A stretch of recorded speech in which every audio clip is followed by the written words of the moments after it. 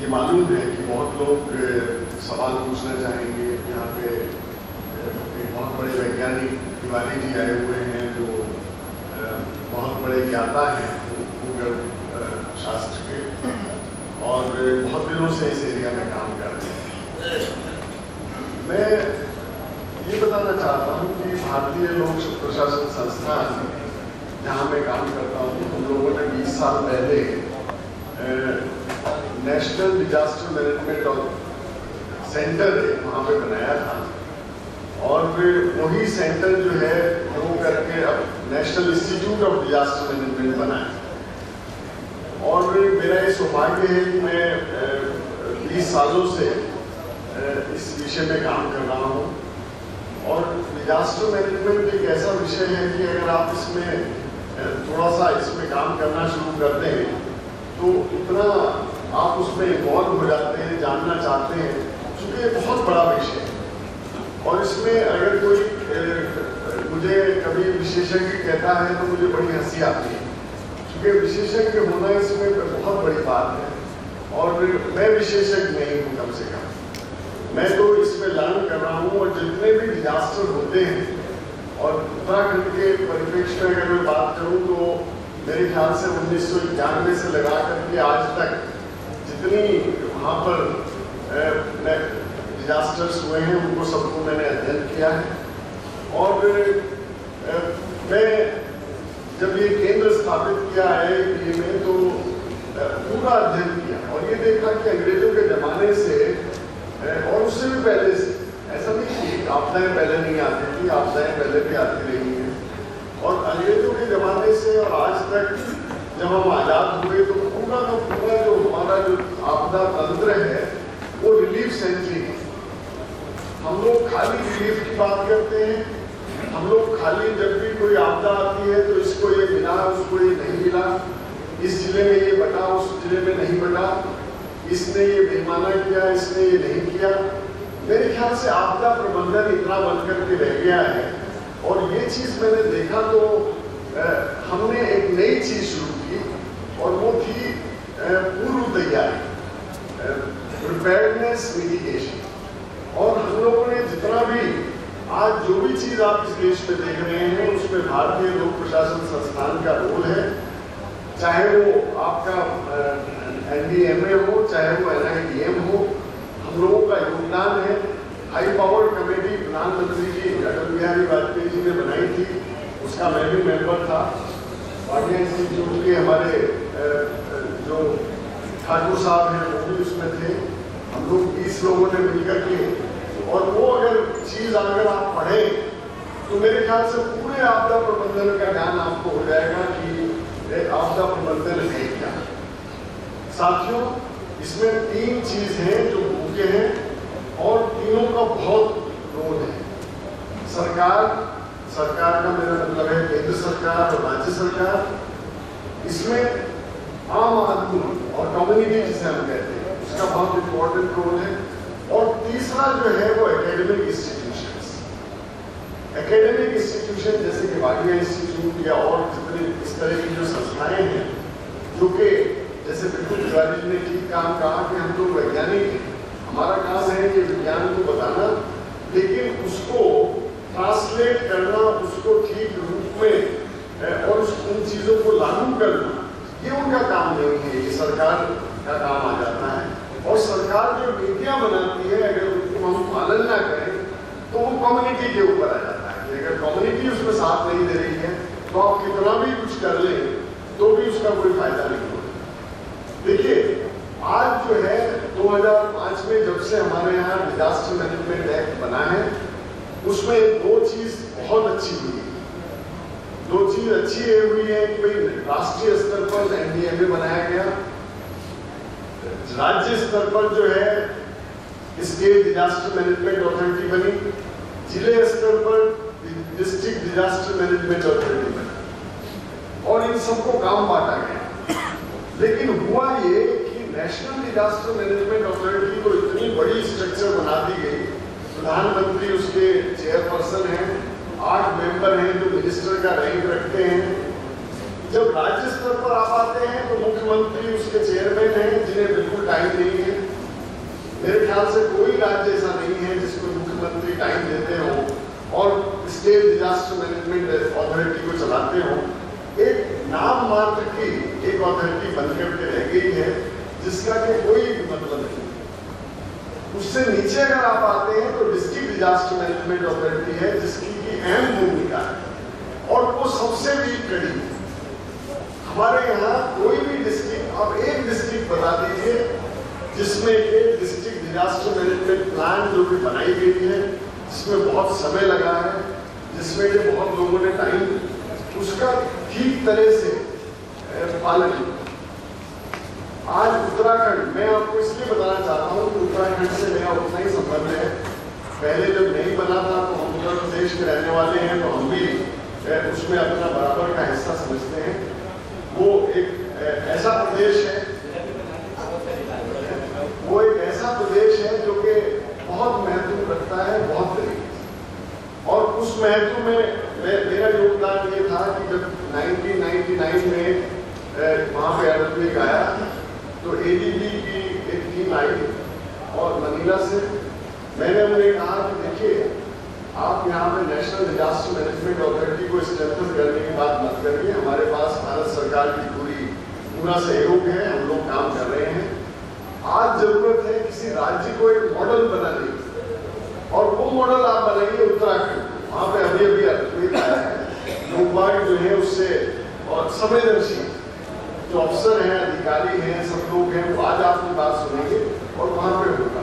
और ये हुआ 99 के बाद में सर एडीबी का प्रोजेक्ट आया, उसमें हर जिले की एक प्लान बनी। लेकिन दुर्भाग्य ये है कि वो प्लान जो एक बार बनी वो दोबारा से उसका कभी भी उसका रिवीजन नहीं हुआ। इतनी पॉपुलेशन बदल गई, इतना स्ट्रक्चर बदल गया, इतनी बिल्डिंग्स नई आ गई, पूरी वल्नरेबिलिटी चेंज हो गई।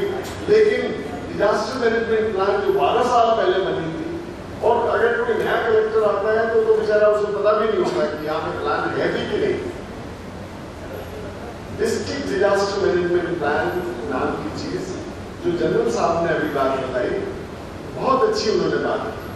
उन्होंने कहा कि हमने प्लान कर लिया और जितने वार्निंग आनी थी इतने देर तक तो हमने सब ये कर दिया।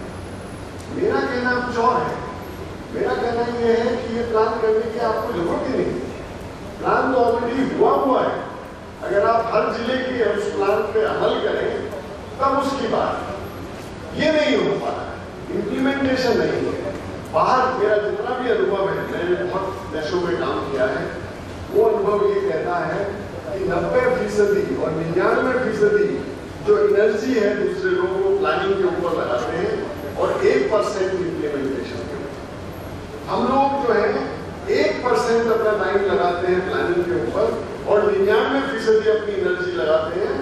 ये सब जब हो जाता है तो फायर फाइटिंग के हर जगह कोई भी देखिए 91 से लगा करके 1991 में जो उत्तरकाशी अर्थक्वेक आया था उसकी आप रिकमेंडेशन देख लीजिए। 99 में जो अर्थक्वेक चमोली में आया उसकी आप रिकमेंडेशन पढ़ लीजिए।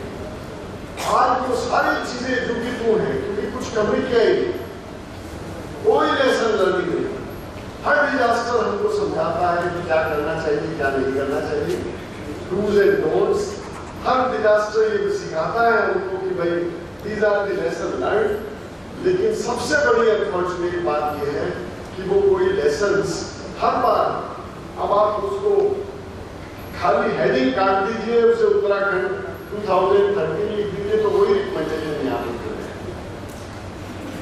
साथियों, बड़ा दुख होता है क्योंकि मैं कोई ऐसी संस्था से बिलोंग नहीं करता। मैं भारत सरकार की उस संस्था से बिलोंग करता हूँ जिसका कि बहुत योगदान जो पंडित नेहरू ने शुरू की थी, और हम लोगों ने बहुत कुछ उसमें किया है आपदा प्रबंधन। और हमें गर्व है कि 10 साल हम लोगों ने कैपेसिटी बिल्डिंग किया। वही आज national institute of disaster management है जो हमारी बिल्डिंग में है और बहुत अच्छा काम कर रहा है। लेकिन जरूरत किस चीज की है कि केंद्र में ये सब करने की जरूरत नहीं है। जरूरत है इसको राज्य स्तर पर लाने की, और राज्य से भी ज्यादा जो बहुत जरूरत है वो है जिले स्तर पर इसे मजबूत करना। लास्ट में एक बार 1 मिनट और आपका लेना चाहूँगा, वो ये है कि मुझे सिक्किम सरकार ने अभी 1 साल पहले सिक्किम गवर्नमेंट ने मुझे वाइस चेयरमैन बनाया सिक्किम डिजास्टर मैनेजमेंट अथॉरिटी का। 2011 में वहाँ पे अर्थक्वेक आया था। मुख्यमंत्री जी ने मुझे पता नहीं कैसे उन्होंने मेरे नाम सोचा, लेकिन उन्होंने मुझे आग्रह किया कि आप वाइस चेयरमैन बनिए। तो मैं अवैतनिक रूप से वहाँ पे काम कर रहा हूँ, और एक छोटी स्टेट होने के नाते, क्योंकि वहाँ पे खाली 4 जिले हैं, 6 लाख 60 की आबादी है, करीब 20 ब्लॉक हैं, करीब 200 से भी कम पंचायत हैं। हम लोगों ने क्या किया कि खाली हमने कहा कि प्लान बनाने से खाली काम नहीं बनेगा, आप विलेज स्तर पर इसको मजबूत अगर करेंगे तब जाके बात बनेगी। हम लोगों ने ये सोचा कि पूरा एक दिन बनाने से कि अर्थक्वेक सेफ्टी डे तब काम नहीं होगा। हमने मुख्यमंत्री जी से कहा कि साहब पूरे साल को जो है अवेयरनेस डे बनाइए, ताकि हर पंचायत में जाकर, हर ब्लॉक में जाकर, हर जिले में जाकर के हम बात कर सकें और एक पब्लिक अवेयरनेस क्रिएट कर सकें। मैं उत्तराखंड जो लोक मंच है उसको सराहना करता हूँ कि एक सबसे बड़ी चीज इस 3-4 घंटे में इन्होंने की कि जन चेतना इन्होंने जगाई, एक पब्लिक अवेयरनेस की बात की। इसका मतलब देखिए कि मैं तो कोई पॉलिटिकल आदमी नहीं हूँ, लेकिन इतना मैं जानता हूँ कि पब्लिक अवेयरनेस आपदा प्रबंधन का इतना इम्पोर्टेंट हिस्सा है कि अगर आप ये कर दें तो आधा का आपदा प्रबंधन आपका हो जाए, क्योंकि पब्लिक का उसमें बहुत रोल है, पब्लिक की उसमें बहुत भूमिका है। हम लोग कितनी गाली राज्य सरकार को या केंद्र सरकार को दे लें, लेकिन जब तक हम लोग उस चीज को नहीं जानेंगे, जब तक ये जो स्लाइड जो हमारे तिवारी जी ने दिखाई है कि अगर फाउंडेशन बनाते समय अगर आप सॉइल को नहीं देखेंगे तो आप सुरक्षित मकान बना ही नहीं सकते, आप सुरक्षित मकान पे रह नहीं सकते। साथियों, सिक्किम में हमने हर गांव में, जो गांव की पंचायत है उसमें इक्विपमेंट दिए। अब हम सोच रहे हैं कि उनको ट्रेनिंग दी जाए कि अगर लैंडस्लाइड हो तो किस तरह से इक्विपमेंट को आप यूज करेंगे। ब्लॉक स्तर पर उनको ज्ञान दिया कि भाई क्या क्या चीज यूज एंड थ्रो, बहुत मोटी मोटी बात है, क्योंकि कोई रॉकेट साइंस नहीं है, बहुत कोई इस तरह का विज्ञान पढ़ाने की जरूरत नहीं है, बहुत छोटी छोटी बात है जो लोग जानते हैं। पारंपरिक चीज जो हमारे चंद्र प्रसाद जी कह रहे थे, वही बात बतानी है भाई। अगर क्योंकि उत्तराखंड तो ज्ञान का भंडार है, विडंबना ये है कि 50-50 हो गया है। 50% बहुत ज्ञानी है, उनका कुछ नहीं हो सकता, और 50% बिल्कुल अज्ञानी है, उनका कुछ नहीं। तो ये एक बहुत बड़ी परेशानी की बात वहां पे आ गई। जहां तक इंस्टीट्यूशन की बात है, उत्तराखंड से ज्यादा बढ़िया इंस्टीट्यूट पूरे कंट्री में नहीं।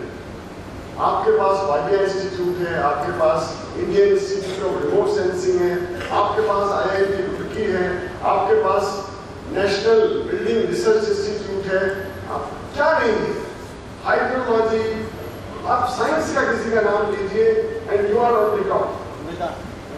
अगर आज आप उन सब चीजों को इस्तेमाल नहीं करते हैं तो ये आपकी साथियों, एक सेंटेंस में मैं कहना चाहता हूं कि अगर लोग मंच कुछ करना चाहता है, अगर आपका कोई राजनीतिक मकसद है तो मुझे पता नहीं, अगर आप वाकई उत्तराखंड के लिए कुछ करना चाहते हैं तो 10 साइंटिस्ट की एक टीम बनाइए, उनसे कहिए कि आप उत्तराखंड में किस तरह का विकास हो वो बनाएं, और उस विकास की ऐसा नहीं है, देखिए बिना मतलब की बात करने से कोई फायदा नहीं है।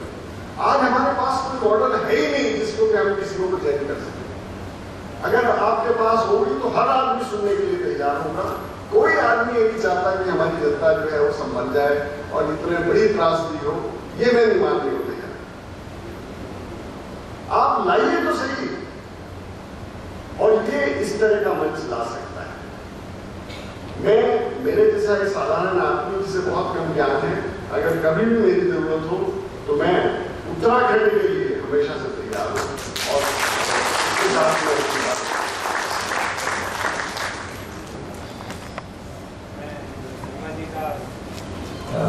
बहुत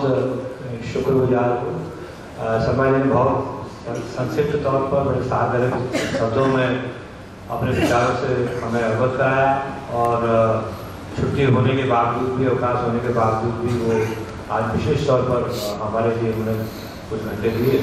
मैं आभारी हूँ। और हमारे बीच में कई साथी हैं जो इन क्षेत्रों में काम कर रहे हैं। एक मित्र हैं प्रकाश चौधरी जी, वो पीछे कहीं बैठे हुए हैं। मैं उनसे आग्रह करूँगा कि उनके मन में कुछ जिज्ञासाएँ हैं। हमारे 2-2 मिनट में, क्योंकि हमें 6 बजे 6:05 के अंदर ये खत्म करना है, तो वो बहुत रुझान में है, मैं बड़ा प्रभावित हूँ उनसे। तो वो 2 मिनट में प्रकाश चौधरी साहब अपनी बात रखेंगे और क्या है स्थिति वो रखेंगे अपनी बात संक्षिप्त में। Thank you very much. और इसके बाद मैं अभी दो साथियों को बुलाऊंगा। मंच पर उपस्थित सभी सम्मानित हमारे अतिथि और आप सब उत्तराखंड की चिंता से किसी न किसी रूप में जुड़े हुए तमाम नागरिकों का मैं स्वागत करता हूँ। मैं बधाई देना चाहता हूँ लखेड़ा जी को और लोकमंच को कि आज एक ऐसे मौके पर जब उत्तराखंड में हुई विभीषिका ने लगभग सारे देश को अपने आगोश में ले लिया है, एक ऐसे मौके पर एक इस तरह का आयोजन आपने किया है, ये बहुत महत्वपूर्ण बात है। मित्रों, उत्तराखंड में जो कुछ हुआ है, कुछ लोग उसे दैवीय कह रहे हैं, कुछ लोग कह रहे हैं कि ह्यूमन एक्टिविटी की वजह से ये सब हो रहा है, लेकिन मित्रों इसका एक पक्ष और भी है। उत्तराखंड की सरकार, उत्तराखंड के प्रशासन ने जिस असंवेदनशीलता से वहां काम किया है, जिस गैर जिम्मेदाराना तरीके से वहां काम किया है और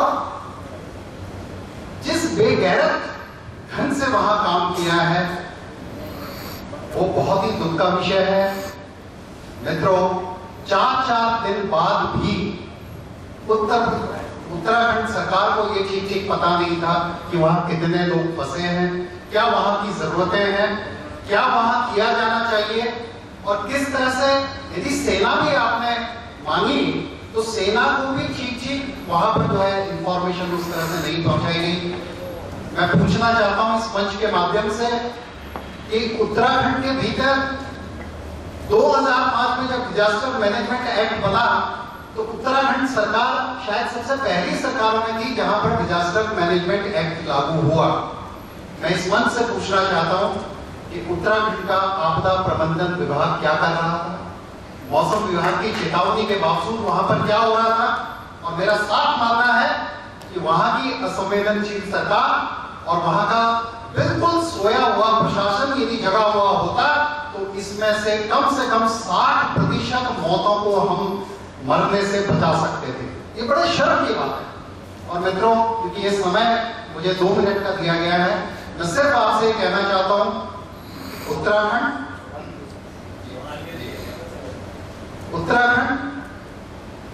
आज अनियंत्रित विकास की ओर बढ़ रहा है, जिसका खामियाजा वहां की तमाम जनता भुगत रही है। हमें वहां के विकास का जो भी मॉडल है, तो शर्मा जी अभी यहाँ पर कह रहे थे, मैं उनकी बात से सहमत हूँ। न सिर्फ वैज्ञानिक हमें चाहिए, हमें बड़े स्तर पर सचमुच उत्तराखंड की जनता से संवेदना रखने वाले लोग भी चाहिए, हमें अच्छे अर्थशास्त्री चाहिए, हमें अच्छे भूगोल वैज्ञानिक चाहिए, हमें अच्छे पर्यावरणविद चाहिए, हमें अच्छे इकोलॉजिस्ट चाहिए, जो आज बैठे सोचें और इस बात को तय करें कि उत्तराखंड के अंदर यदि कोई विकास का काम होगा तो इनकी सहमति और वहां की स्थानीय जनता की सहमति के बगैर नहीं होगा। ये बात आज उत्तराखंड को बनाए रखने के लिए जरूरी है मित्रों। और एक बात मैं और कहना चाहता हूं कि यदि उत्तराखंड में इस तरह की त्रासदी दोबारा होगी तो मित्रों, उत्तराखंड सिर्फ उत्तराखंड नहीं है, वो पूरे उत्तर प्रदेश का सिर है, पूरे भारत का सिर है, पूरे भारतीय प्रायद्वीप की जलवायु को नियंत्रित करने वाला मंत्र है। तो इसलिए हमें इस जो भी वहां पर हुआ है इसके कारणों की बहुत साफ ढंग से समीक्षा करनी चाहिए, उन कारणों को सामने लाना चाहिए और वहां पे विकास की नई रणनीति के लिए हम सबको मिलकर आगे आना चाहिए। धन्यवाद। प्रकाश चौधरी जी ने अपनी बात रखी। मैं रुद्रप्रयाग के डिस्ट्रिक्ट मजिस्ट्रेट थे, तबादला हुई और स्वास्थ्य खराब हो गया था और उनको हेलीकॉप्टर से, क्योंकि बहुत उन्होंने कई दिन से वो सो नहीं पाए थे आपदा की वजह से, वो भी यहाँ मुझे दिखाई पड़े थे। जिलाधिकारी, तत्कालीन जिलाधिकारी रुद्रप्रयाग विजय खबरियाल जी, वो शायद नहीं है। विजय प्रताप जी से मैं अनुरोध करूँगा कि वो एक सवाल विशेषज्ञों से करें कि कैसे विजय प्रताप जी का जो अनुभव है पहाड़ों पर जो समाज सेवा के प्रति, तो मैं ये अनुरोध करूँगा वो सवाल उठाएं विशेषज्ञों से, अगर वो आ सके तो विजय प्रताप जी। और मैं चाहूँगा कि वो सवाल उठाएं और हमारे जो विशेषज्ञ हैं उसका जवाब दें।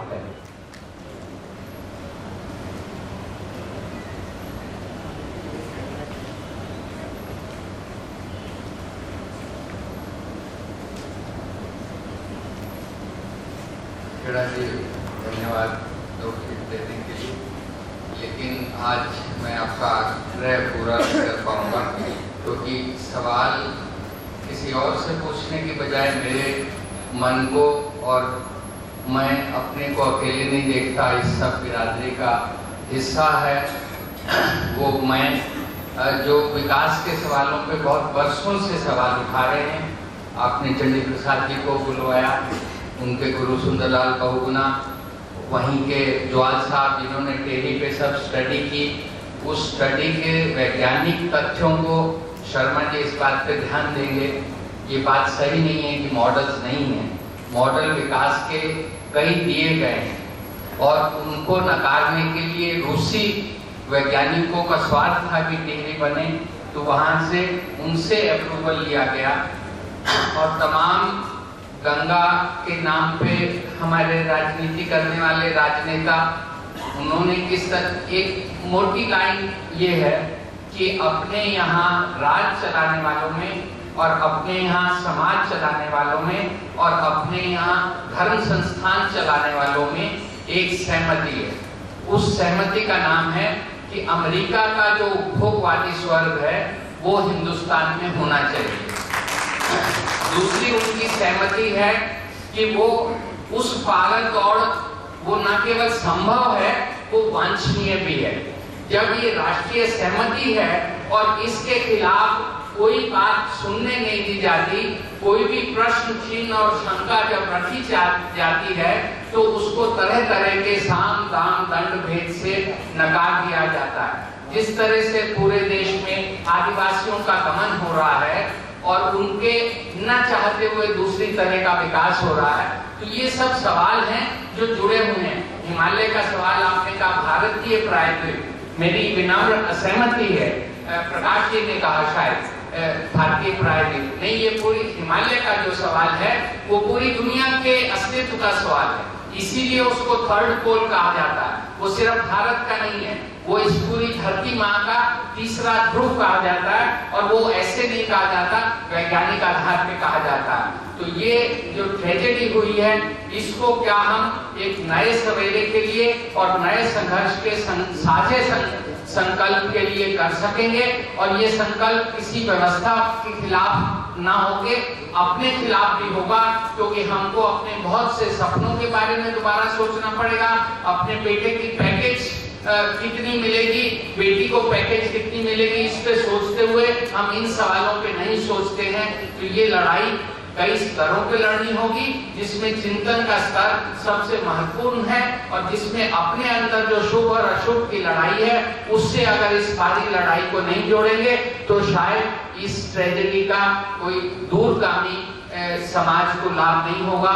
हर कष्ट एक प्रसव पीड़ा की तरह होता है, उसके लाभ भी होते हैं। अब ये हमारे कौशल पे निर्भर करता है कि ये प्रसव पीड़ा जो है एक नए सवेरे को, नए बच्चे को जन्म देगी या मिसकैरेज होगी, ये हमारे सामूहिक उपक्रम पे निर्भर करेगा। धन्यवाद, आपने मौका दिया। Thank you. मैं चाहूँगा कि वेद विलास को थोड़ा बैक दे दिया जाए, वो वहाँ से सब मैं चाहूँगा कि मेरे जितनी जिज्ञासाओं पर आप अपनी बात रखें, जिज्ञासाओं पर अपनी बात रखें। और क्या आपके मन में आप वहाँ गौरा जी के गाँव गए, मैं बड़ा प्रभावित हुआ आपकी स्टोरी से, आप बड़ी भावात्मक स्टोरी थी आपकी, और मुझे लग रहा है कि बहुत अच्छा उन्होंने लिखा। और वेद विलास मेरे भाई की तरह है और बहुत पुराने साथी हैं मेरे, तो मैं वो एक सवाल पूछे, मैं चाहता हूँ कि साथी को सवाल पूछे तो ज़्यादा कार्य रहेगा, उससे हम लोग कार्यक्रम को जल्दी समाप्त हमें करना है। तो आप सवाल विषय तक पूछे, विषय तक का नाम बताएं, किस तरह पूछा चाहते हैं। लगभग मेरा सवाल जो है पहाड़ों के संदर्भ में, मैं तीनों घाटियों में गया आपदा के बाद, और मैंने ये बात मेरा भेजा, तो मैं जब वहाँ पर गया तो हर व्यक्ति के सवाल में केवल 450 गाँव नहीं जो संवेदनशील है, बल्कि आम गाँव भी, वहाँ पर ये सवाल उठ रहा है कि हमें अब चल देना चाहिए, कहाँ जाना चाहिए हमें मालूम नहीं, लेकिन हमें घर छोड़ना है। ये पलायन का सवाल हर व्यक्ति के दिल में, और कई लोग तो कर भी चुके हैं। इटसाली है गाँव, और यहाँ चमोली से भी कुछ है, और हम जो मंदाकिनी घाटी है उससे चारों तरफ जा रहे हैं। तो सवाल ये है कि क्या हमारी जमीन वास्तव में अब ऐसी हो चुकी है कि वहाँ से पलायन कर दी देना चाहिए? मैं साइंटिस्ट के नाते आपसे पूछता हूँ, क्या सचमुच ऐसी स्थितियाँ आ गई हैं? दूसरा सवाल कहा जा रहा है कि पलायन होगा तो वहाँ पर जैसे सुरक्षा का सवाल है, हमारी नीति घाटी जो है वहाँ पे लोग सेना के साथ सहयोग करते थे, या जैसे भौगोलिक चीज़ें हैं, पारिस्थितिकी जीवन है। मैं देख रहा हूँ पहाड़ों के गाँव में छोटा सा टाइम दूंगा, क्योंकि लोगों के घर में कुदाल और फावड़े नहीं बने, खबर बनाई थी इस पर कि लोगों के घर में कुदाल फावड़े इसलिए नहीं है जो हिमालय जीवन से कट चुके हैं, वो रह रहे हैं गाँव में, लेकिन वो जीवन जीते हैं मैदान का। तो एक ऐसी विषम परिस्थितियाँ जो खड़ी हो रही है हमारे पहाड़ में, और जो मैंने देखता तो हमें वास्तव में करना क्या है और होगा क्या? मैं चाहूँगा कि शर्मा जी इस पर आप अगर तस्वीर बनाएंगे इधर तो।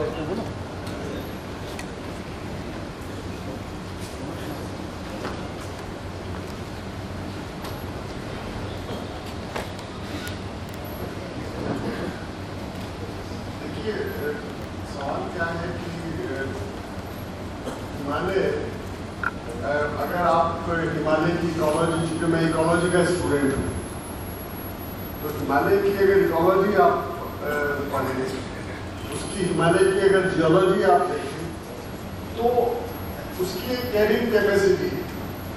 तो कैरिंग कैपेसिटी का मतलब है कि उसमें कुछ जितना समा सकता है उतना तक तो वो बर्दाश्त करेगा। अगर आप मतलब जैसे पहले आप लोग देखेंगे, और ये आपके सामने ही सब हुआ है, अभी ऐसा नहीं कि भाई ये कोई 200 साल में बदला है, अभी 20-25 साल में सारी भौगोलिक स्थिति और सब चीज़ बदल गई है। तो सवाल ये है कि जिस तरह का अभी आबादी का बढ़ना, जिस तरह के मकानों का बनना, जिस तरह के, तो उसका अगर इसी तरह का आपको विकास करना है, पहाड़ में कभी भी, जैसे मैंने चमोली अर्थक्वेक के बाद में मैंने पूरे वहाँ का अध्ययन किया, कुछ जो घर थे जो ट्रेडिशनल प्रैक्टिस से बने हुए, आज भी उत्तराखंड में ऐसे मकान हैं जो 200 साल पुराने, 200 साल पुराना है, जिसे यूनेस्को का अवार्ड मिला है।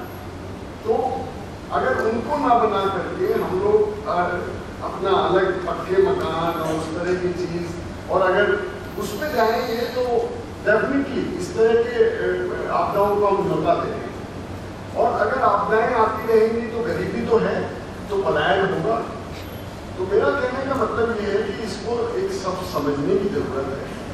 और मेरे बहुत ही बुद्धिजीवी लोग भी वहाँ पे हैं, लोग बात बहुत कम में, मतलब ऐसा नहीं है, वहाँ पहाड़ का जो आदमी है उसकी उसमें समझदारी, उसमें बहुत ही एक ठहराव है। तो उसको सिर्फ समझाने की बात है कि क्या करना चाहिए, क्या नहीं करना चाहिए, और वो एक अगर पैकेज आप दे सकें तो सब कुछ ठीक हो जाए। एक बात और मैं कहना चाहूँगा, वो ये है कि देखिए, विकास को आप रोक नहीं सकते और विकास रुकेगा भी नहीं। आप जिस मॉडल की बात कर रहे हैं, मैंने भी इसको टिहरी को मैंने भी इसको स्टडी किया है। मैं भी उस कमेटी में था जिसने कि ये कहा है कि भाई ये 8 ईयर में जो है, और हालांकि मैं कोई अर्थक्वेक स्पेशलिस्ट नहीं हूँ, लेकिन पूरी जो साइंटिस्ट की जो टीम्स थी, जो उन्होंने बताया कि इस तरह के जो अगर स्ट्रक्चर बना रहे हैं तो इसमें कुछ नहीं होगा। आज आधे से ज़्यादा दिल्ली पीरी के पानी पे रहने मिलता है। अगर आप पीरी ना बनाते या पीरी को नहीं बनने देते तो आज आप दिल्ली में यहाँ पे बैठ करके पानी नहीं पी रहे होते और एक अलग स्थिति। मेरा कहने का मतलब ये कि सब चीज़ चलनी चाहिए, लेकिन बहुत सोच समझ के उनको अंधाधुंध नहीं करना है। सब योजना को बंद नहीं कर सकते हैं, वो भी पॉसिबल नहीं है, लेकिन एक बिल्कुल साइंटिफिक स्ट्रेंथ उसमें होनी चाहिए, तब उस तरह का विकास। ये मेरा मानना है। इम्पोर्टेंट सवाल है, मैं थोड़ा सा इस पर 1 मिनट जनरल साहब कहने लगे। देखिए, आपने जो सवाल पूछा वो बहुत अहम है। अगर जिस तरह का विकास आज हो रहा है, अगर उसी तरह का होता रहा तो वहाँ लोग रह नहीं सकते। ये सच्चाई है। अगर हम इस बात को समझ लें तो ये सच्चाई है। पर ये नहीं कि हमें वहाँ छोड़ना पड़ेगा। हमें एक तो अपने गाँवों को रिसाइट करना पड़ेगा, दूसरी जगह पे बसाना पड़ेगा। नंबर 2, एक विकास का मॉडल बनाना पड़ेगा जो कि खाली ये नहीं कि टूरिज्म पे रहे, तीर्थ यात्रा वाले आए या डैम पे रहे, नहीं। हमें जो अपने वहाँ के साधन हैं उनको किस तरह से हम विकसित कर सकें, और उसके लिए गवर्नमेंट को इनिशियल सपोर्ट देना पड़ेगा। वो सपोर्ट कोई 2, 4, 6 महीने के लिए, वो 3, 4 साल के लिए होगा सस्टेन, जहाँ के लोग काम करें और साथ साथ उनको कुछ सपोर्ट मिले, और तब 2, 3, 4 साल में वो सेल्फ सस्टेन होंगे। एक दो इंसिडेंट मैं आपके साथ शेयर करना चाहता था, मैं भूल गया और बड़े इंटरेस्टिंग है। अंडमान में एक ट्राइब है ओंगी, बहुत छोटी ट्राइब है निकोबार में। उस ट्राइब की सुनामी में एक कैजुअलिटी नहीं हुई। तो मैंने कहा, मैं गया उस ट्राइब पे। अंडमान में सबसे अच्छी चीज़ यह है कि वहाँ सारे हिंदुस्तान के लोग हैं, तमिल तेलुगु वहाँ पूछे, और सारे हिंदी बोलते हैं और फर्स्ट क्लास हिंदी बोलते, सब ट्राइब। तो मैंने ट्राइबल को पूछा कि भाई आपकी कैजुअलिटी क्यों नहीं हुई, और उसने जो मुझे बताया वो बड़ी आश्चर्य की बात है। उसने कहा, साहब 25 तारीख रात को हमारे जो जानवर थे उनमें हलचल हो, और हमारे पूर्वजों ने कहा था कि जब जानवर हलचल करे इसका मतलब कोई आपदा आने वाली है। मतलब हमने जानवर खोले और सब घर से निकल के बाहर नहीं चले। प्रैक्टिकल सेंस, कोई वार्निंग नहीं थी। जो पुरानी प्रैक्टिकल सेंस, जो ट्राइबल वो अभी करप्ट नहीं हुए सिविलाइजेशन थी, तो साइंस क्यों नहीं कहते आप? हाँ, दूसरा इंसिडेंट आप जरा सुन लीजिए पहले। एक वहाँ पे आइलैंड विकेट होगी छाबड़ा, बिल्कुल निकोबार के साउथ में, दूसरे कैंप में आ गए। मैं वो कैंप विजिट करने गया। उस आइलैंड का मुखिया खड़ा हो गया और उसके शब्द ये थे, मैं कभी भूल नहीं सकता। कहता, साहब, और कुल 3 महीने हुए थे, कहता, साहब बहुत टाइम हो गया सरकार की पैसा की पे चलते चलते हमारे बच्चे खराब हो रहे हैं, वो मुफ्त का खाना सीख रहे हैं। आप हमको थोड़ा CGI शीट दे दो, हम अपनी आइलैंड में वापस जाएगा, झोपड़ी बनाएगा, बच्चों को मच्छी पकड़ना सिखाएगा, सब्जी उगाएगा, कुछ जानवर ढूंढे हुए जानवर पालेगा, वहाँ पर मुफ्त का नहीं खाएंगे। ऐसे लोग तरक्की कर सकते हैं। इनसे कह रहा हूँ मैं, देखिए प्राइवेट था, ये सच्चाई है। अगर हमें तरक्की करनी है, हमें दुनिया को दिखाना है, हमें क्षमता है, और हम अपना हक मांगे। कोई सरकार आप पे एहसान नहीं कर रही है जो सरकार दे रही है, ये सरकार का काम होता है। और मैं आपको बताता हूँ, मैं मिजोरम में रहा और वहाँ पर सड़कें बहुत खराब थी। लोग मेरे पास आए तो मैंने कहा, मेरे को क्यों जा रहे हो, आप अपने MP को पकड़ो। मेरा बोर्ड तो लगा हुआ है वहाँ, इस बोर्ड की कीमत क्या है तो आप खत्म हो गई। उन्होंने इतना हंगामा मचाया कि 6 महीने के अंदर सब हो गए। कहता, साहब आपने क्या कर दिया? मैंने हमने क्या किया? वो अपना हाथ मांग रहे हैं, जो काम करना है, तो लोगों ने काम करना पड़ा। ये हम मांगते नहीं है, हम समझते हैं कोई हम पे मेहरबानी कर रहा है, कसूर हमारा है बेसिकली। क्योंकि हम मांग नहीं रहे हैं तो आप कोई आपको देने को तैयार नहीं। तो जब तक हम आवाज नहीं उठाएंगे ये नहीं होगा। Sir, my question is to professor Tiwari. Sir, बहुत धन्यवाद आपका, आपके इस स्ट्रेस से काफी एनलाइटेंड हुए हम लोग। मेरा ये सवाल है कि उत्तराखंड में आज दुष्काल आई है, प्रलयकारी बाढ़ आई है, इसके बाद आज जान माल का खतरा बढ़ गया, नुकसान बढ़ गया, लेकिन पिछले वर्षों से आ रही है बाढ़, कई वर्षों से आ रही है। आप बताया कि उन्होंने आपने लगातार पिछले कई वर्षों से बाढ़ आई है और प्रलयकारी भूकंप भी आए, लोग मरे, नाना नुकसान हो। लेकिन मेरा एक सवाल आपसे ये है कि केदार घाटी वैली इस तरीके से उत्तराखंड की तमाम वैली के किनारे मकान बने और ऐसा नहीं है कि जनमानता से बने आगे बने रहेंगे, लेकिन आज जो सबसे बड़ा सवाल ये है कि वहाँ पर जिस बड़े पैमाने पर भू संकलन हो रहा है एक्सप्लोजन्स की वजह से, अनसाइंटिफिक डेवलपमेंट की वजह से, वो प्रक्रिया जाहिर बात आगे भी जारी रहेगी। मेरा सवाल आपसे ये है कि एक तरफ मुख्यमंत्री 300 विलेजेस को रीलोकेट करने की बात करते हैं और जैसा आपने भी कहा कि जो आज वैली के किनारे मकान बने हुए हैं बहुमंजिला इमारतें, वो किसी भी समय ढह सकती है, गिर सकती है, लोगों को जानमाल का नुकसान पुनः हो सकता है, चाहे फ्लड्स आए ना आए।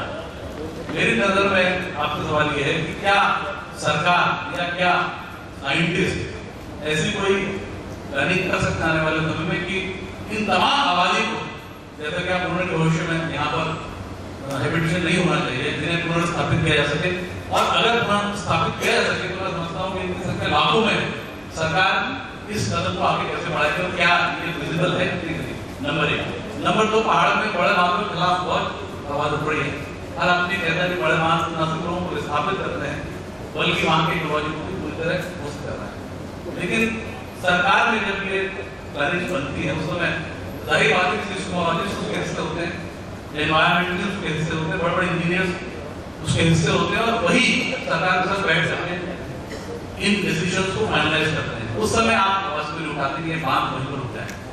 ये बड़ा सवाल है निशान।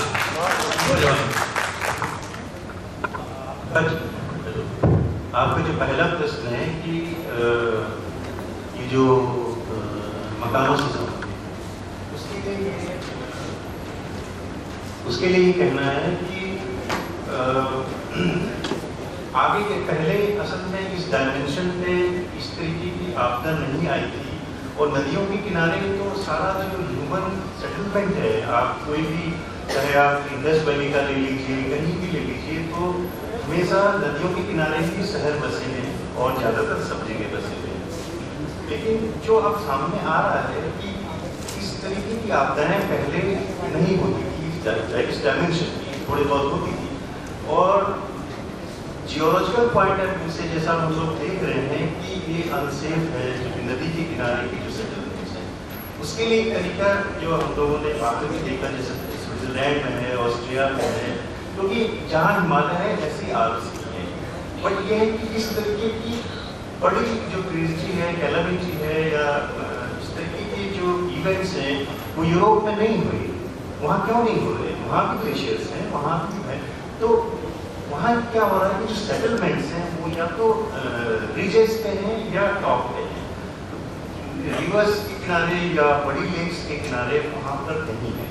तो ये एक मॉडल हो सकता है कि इसको मिनिमाइज करने के लिए, लेकिन इसके लिए वही बात आ जाती है, सरकार को ये करना पड़ेगा कि एक ऐसी भूवैज्ञानिकों की और जो सेंट्रल बिल्डिंग रिसर्च इंस्टीट्यूट है, जो CBRI है, और ऐसे संस्थान जो ऐसे मकानों को डिजाइन करें जो कि हिमालय के हिसाब से साइस्मिक प्रोन हो, लैंडस्लाइड प्रोन हो, जो और भी पॉसिबल है। इस तरीके के जापान में तो बहुत ही कॉमन है, तो वहाँ तो रेडीमेड मकान मिलते हैं, वो असेंबल कर लेते हैं और वो डिस्ट्रॉय भी हो जाता है, तो ज़्यादा डैमेज नहीं होता, कैजुअलिटी नहीं होती। तो इस तरीके की ऐसा नहीं, we are equally competent in India to have such houses, और शायद ऐसा कुछ प्रपोजल है भी। तो अब इस पर अगर सरकार को लोगों को रखना है और पलायन ना हो, तो इस तरीके की योजना आनी चाहिए जिसमें कि ऐसा इनिशिएटिव लिया जाए, ऐसे मकान बनाया जाए जो कि सुरक्षित है, और ऐसा हो सकता है। दूसरी बात आपने कही थी, दूसरा प्रश्न आपका था डैम्स की।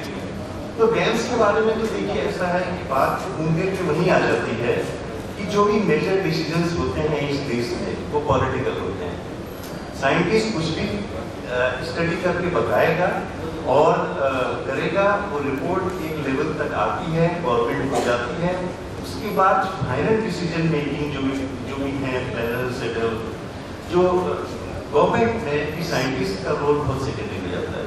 और ये इसका उदाहरण टिहरी डैम खुद है। टिहरी डैम के लिए वाडिया संस्थान की रिपोर्ट निगेटिव थी। कभी हम किसी जियोलॉजिकल सर्वे ने कभी नहीं कहा कि यहाँ डैम बनना चाहिए, वाडिया इंस्टीट्यूट ने कभी नहीं कहा कि यहाँ डैम बनना चाहिए, लेकिन वो डैम हुआ, उसमें विदेशी लोग आए, उन्होंने जैसे भी वो अप्रूव हुआ, सब कुछ हुआ और डैम बना।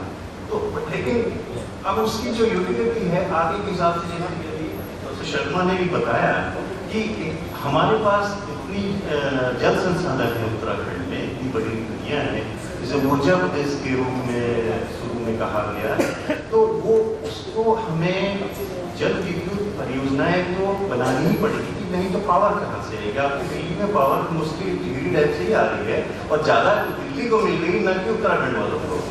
ये भी एक उसमें प्रश्न है, जो हम उत्तराखंड की बात कर रहे हैं, उत्तराखंड के लोग कहते हैं कि हमें क्या मिलता है टिहरी से, सारी बिजली तो दिल्ली चली जाती है। सेल्फ कॉन्ट्रडिक्शन नहीं होगा। एक तरफ तो हम कह रहे हैं कि विकास के लिए हाँ, बिजली के लिए बड़े बांधों की जरूरत है, दूसरी तरफ हम कह रहे हैं कि पहाड़ में सैकड़ों किलोमीटर टनल से ये शंकाएं बढ़ जाती हैं कि वहाँ अर्थक्वेक हो जाता है एरिया। हाँ, तो ये सेल्फ कॉन्ट्रडिक्शन नहीं है। हाँ, ये कंट्राडिक्शन वो करना है रिजॉल्व। उसमें ये है कि ये तो ऐसा है ना, कोई स्ट्रक्चर डेवलप होता है, बनता है, उसके बाद ही उसके बारे में पता लगेगा। अभी टनल का एक ऐसा एग्जाम्पल है, काजीकुंड तक रेलवे का हो गया और अभी मनाली में है, तो ये देखा जा रहा है कि अभी ये सक्सेसफुल होगा। उसका सारा जो जियोलॉजिकल इन्वेस्टिगेशन है, साइंटिफिक है, वो सब ध्यान में रख के किया गया, ऐसा नहीं है। और इस तरीके की अब ऑस्ट्रिया अगर आप कभी गए हैं या कहीं स्विट्जरलैंड में कहीं भी, सारी टनल्स हैं वहाँ पे, टॉप ऑफ द वर्ल्ड, जो जिंगफुजोस है, top of the not world below Jungfraujoch, वहाँ तक ट्रेन जाती है, उन्होंने ऐसे डिजाइन कर रखा है। और वहाँ एक हैंगिंग ब्रिज अभी बना है कि आप ग्लेशियर के टॉप पे जा सकते हैं, पूरा आप वहाँ तक। तो टेक्निकली वो बहुत ही स्टेबल है, साउंड है, और उसमें बहुत रिसर्च हुई, तब वो बनाया गया है। तो कहीं ना कहीं हम लोगों को इस स्थिति में अब मल्टी डिसिप्लिनरी रिसर्च करके, जिसमें कि इंजीनियर्स का बहुत बड़ा रोल होगा, टेक्नोक्रेट्स का, साइंटिस्ट का, प्लानर्स का, डिजास्टर मैनेजमेंट, तो ये और बिल्डिंग रिसर्च दिया। तो अब ये है कि जब तक हम लोग, जैसा किसी ने सजेस्ट किया था कि सबसे मिल के उसके बाद ही अप्रूव हो और ये किया जाए, तो अब ये स्थिति आ रही है कि आगे जो भी उत्तराखंड में डेवलपमेंट हो उसके लिए यही मॉडल होगा। और जैसा मैंने अपनी किताब में भी सजेस्ट किया है और लोगों ने भी कहा है कि हमें अब पूरे हिमालय के एक हिमालय विकास मंत्रालय चाहिए, पहली बात। दूसरा, हमें हिमालय विकास नीति चाहिए, क्योंकि हमारे आज जो हिमालय राज्य है वहाँ मोरलेस के साथ सिक्किम का उदाहरण दिया, मैंने भी सिक्किम में काम किया है। That is one of the best state in India, जहाँ हर एक चीज इतनी प्लान वे में हो रही है। और इतना अच्छा एग्जाम्पल वहाँ पर रंगीत वैली का जो हाइड्रो प्रोजेक्ट है, कोई भी प्रोजेक्ट है वहाँ का लैंडस्लाइड का, सब, क्योंकि उनका इम्प्लीमेंटेशन बहुत अच्छा है। तो इस तरीके से हमारे जो हिमालयी राज्य हैं उन सब के लिए एक नीति बननी चाहिए जो कि सब जगह लागू हो। और भौगोलिक दृष्टि से नॉर्थ ईस्ट थोड़ा सा अलग है, उत्तराखंड थोड़ा सा अलग है, और जम्मू कश्मीर भी अलग है। तो वहाँ की अच्छी वही बात आती है कि रॉक्स के हिसाब से, जियोलॉजी के हिसाब से स्ट्रक्चर बनना चाहिए। इसलिए आपने कहा ना कि 1 लाख साल पुरानी है हमारी मिट्टी वहाँ की, अभी उस लिहाज से क्या बड़े बांध फिजिबल है पहाड़ के लिए? आपके हिसाब से तो है ऐसा है। तो अब आगे जो भी बांध होंगे, अब ये तो हो गया है, गवर्नमेंट की तरफ से भी है, टेक्निकली भी है कि छोटे बांध ही बनाए जाएंगे वो। लेकिन छोटे बांध बनाने का भी एक वो है कि अभी तक जैसे विष्णु घाट योजना है, ये जो मैंने बताया था कि मेन सेंट्रल ट्रस्ट है, भट्ट जी ने भी बताया, तो जो जियोलॉजिकल स्ट्रक्चर हमको पता है कि वीक है, कम से कम वहाँ तो न बनाए। अभी तो क्या हो रहा है कि जहाँ एफसीटी में इतने वीक बड़े बड़े डैम्स मीडियम साइज के, लो साइज के माइनर बने हैं, बट वो उसी जगह बने। तो हम ये चाहेंगे कि उसमें जियोलॉजी को ध्यान में रखते हुए प्रोजेक्ट्स बनाए जाएं जहाँ की डैमेज हो। Thank you.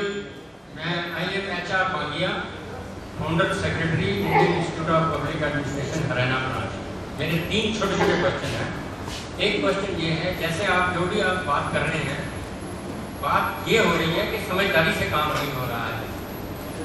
नंबर 1 ये है कि जब हेलीकॉप्टर लकड़ियाँ लेके उनके लिए जा रहे थे, उसमें 20 आदमियों को बैठाने की क्या जरूरत थी? आदमी तो वहीं पर ही मिल जाते, उनको वहीं रहने देते, लकड़ी लेके जाते और वो ऐसे ग्रस्त ना होता। तो समझदारी से काम नहीं हुआ है, समझदारी जरूरी है, number 1। Number 2, why there was Hindi में बोलूँगा, एडवर्टीजमेंट जब आई है, एडवर्टीजमेंट आया है न्यूज़पेपर में कि हमें अपील की है चीफ मिनिस्टर ने लोगों से जो चीज़ गई है वहाँ पर, उसको लेने से इनकार क्यों किया है चीफ मिनिस्टर ने? वहाँ चीफ मिनिस्टर ने जो भी गई है। तीसरी चीज़ ये है, जो भी चीज़ वहाँ गई है वो वहाँ सड़ रही है, उसको 4-4, 5-5 दिन किसी ने उठाया नहीं है वहाँ से, उसका कौन जिम्मेवार है? तो इसका मतलब ये है कोई समझदारी नहीं की गई है। जो भी काम किया जाए अब वहाँ पर समझदारी से किया जाए।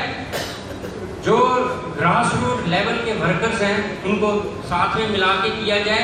लोगों की 80% लोगों की सहानुभूति उनकी तब पार्टिसिपेट करेंगे विदाउट आपका सवाल पूरी तरह हम समझ गए हैं। मैं आपको संक्षिप्त में आप तस्वीर रखेंगे तो मैं आपको आपके सवाल का अभी 2 मिनट में 1 मिनट के अंदर जवाब देता हूँ। एक तो आपने कहा कि 20 लोगों को बिठाने की जरूरत क्या थी। ऐसा था कि गरुड़ चट्टी में जहाँ वो हादसा हुआ, मैं सरकार का आदमी नहीं हूँ, लेकिन सरकार का कोई आदमी यहाँ है भी नहीं क्योंकि सब लोग विशेषज्ञ हैं और ये व्यवस्था का सवाल आता। लेकिन मैं आपकी थोड़ी सी जानकारी अब दुरुस्त करना चाहता हूँ कि जो हेलीकॉप्टर हादसा हुआ वो हेलीकॉप्टर लकड़ी वहाँ ले जाने के बाद खाली रह हुआ था और जो रेस्क्यू टीम वहाँ 8 दिन 7 दिन से लोग दिन रात ना सोए हुए थे। कई लोग जो हमारे जो शहीद हुए हैं सैनिक और जो आर्मी के जवान शहीद हुए हैं वो उन्होंने खाना तक नहीं खाया था, रात तो सो नहीं पाए थे, तो वो रेस्क्यू लोगों को बचाने के लिए वहाँ गए थे। और जब हेलीकॉप्टर इसी काम के लिए गया था कि लकड़ी लेके जाएगा, रेस्क्यू टीम को वापस ले जाएगा, तो उनका काम वहाँ खत्म हो गया है। दूसरी बात आपका सिस्टम को लेकर कि ये सिस्टम का दोष है, ये व्यवस्था का दोष है और ये हम स्वीकार करते हैं, लेकिन जो व्यवस्था के लोग हैं वो यहाँ बैठे हुए नहीं है। आपका सवाल आप मुख्यमंत्री से करें, उत्तराखंड सरकार से करें, वहाँ से बहुत अच्छा आपको जवाब मिलेगा। मैं आपसे निवेदन करना चाहता था। दूसरा मैं एक हमारे सज्जन है,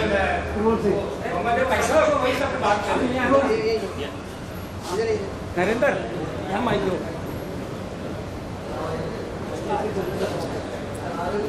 यहाँ नीचे नीचे यहाँ से पूछो ना भाई साहब। करो कोई नहीं कोई।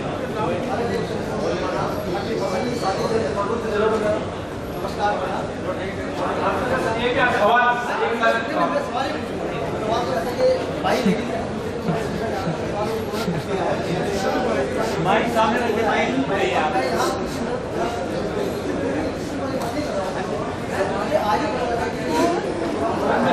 दो बजे मुझे पता लगा उत्तराखंड के लिए बहुत ज्यादा कहते हैं कि सभी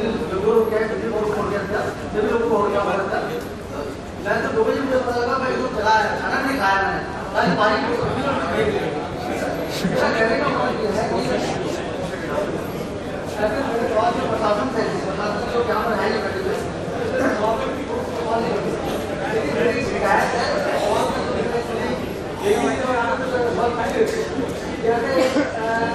तिवारी साहब से पूछा था, तिवारी साहब से पूछा गया था कि वहाँ के विकास के लिए करोड़ की जरूरत है। कैलियर रोड की बात नहीं है सर, कैलियर रोड की बात है कि कैलियर रोड में कम होता रहता है, क्योंकि मैं उसी इलाके से ब्लॉक करता हूँ, और मैं देखने के लिए हर साल में बढ़ जाता हूँ और ज़्यादा मुझे मार्केट